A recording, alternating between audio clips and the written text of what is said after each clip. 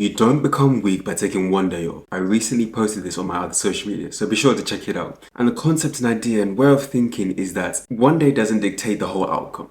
Yes, it takes one day to begin. Yes, it takes one thought to trigger an idea. Yes, it takes one environment to change a circumstance. But before I begin, make sure you subscribe. It's an addition of days that ultimately produce a result. I'm sure you realize it's difficult to identify or know if something's working, if something's going well, just from using it once. For example, you buy a brand new phone and you have one day of it. At the beginning, it may be difficult, it may be hard, but later on you get used to it and you become accustomed to it. You're put in a new environment, your new university, you move to a new area. Day one is always a difficult and unpleasing day, but over time you adjust, you get familiar, and you can probably create communities within that area. One day isn't sufficient enough to dictate whether this is it or this can progress. It's an addition of days. You don't become weak from taking one day off. What we're truly talking about then is the power and significance of taking time off and having that break. Yes, it's a part of the journey or part of life to be put under stress, but it's also required to have rest. That's why the sun goes up to arise and work, and it goes down to rest and recover.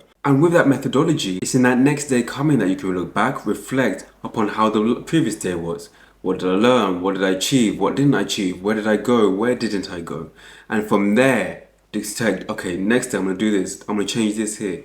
And from there, another day happens. You got 2 days to reflect on. What can I improve on? Why didn't I do X or why did I do X? A single day doesn't carry enough value. So let's take this a different direction. In your life, you've been through many experiences. You've been through many events. Some positive, some negative, and some neutral. Those different events and experiences have changed the trajectory of where you saw yourself, of where you are now, and where you want to be. So with all of that, you then get the choice to make on whether you continue from where you have been, or stay where you are, or reach out to that future self you want to become. One day, you decide. From there, each and every day you take forward is an addition to that singular day. So let's say you continue that for 3 months, live in a certain way, think in a certain way, reading this, looking there, to move forward, to stretch yourself, to reach your potential. Having one day isn't strong enough to break the form. It's an addition of days that breaks up that previous work. If you go to the gym, going consistently for a year, the body has built up muscle, the body's got stronger, it's fitter, healthier. So one day off isn't going to affect it as much.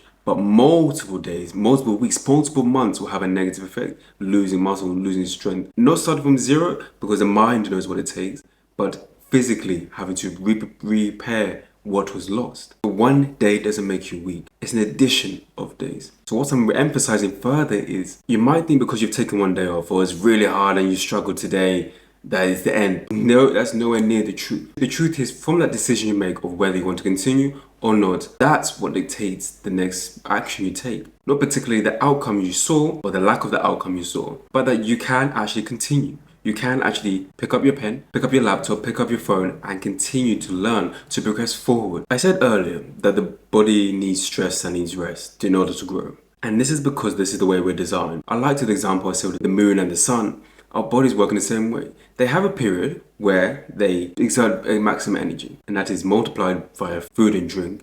But there's a period where we can work to a full max, full concentration with no worries. But after exerting, it needs to recover. It needs to retain the information learned or seen or observed. It needs to recover from the physical activities of the day. So it rests, it's sleep, you fall asleep, and then you wake up and it's repeating. With that knowledge, figure out how does your body function, what times of the day, or when does it work at its peak, when can you exert so much energy, and what time does it feel like you start to slow down, when you want to do less work and less thinking and more relaxation and laying back. Analyze yourself and look at that, because then you can see, I'm not being lazy, I'm genuinely tired, I'm genuinely running out of energy, and I can work with that so that tomorrow I know, okay, when I have energy I can work like this and I can reach this goal. And then once I'm slowing down, I can slow down and conserve energy and prepare myself for tomorrow. That's not weakening you, that's strengthening you. You're working with your strengths and not your weaknesses. You're working with what you can do and not so much what you can't do. That's the attitude and mentality to have in order to grow. Stress plus rest equals growth. I got that from Peak Performance. But that's the mentality we're trying to arise in. I hope you enjoyed today's coaching session. Be sure to like and subscribe and share this with a friend or family who you know who likes this type of content. My name is Kanchefu. Have a good day, morning, night or evening,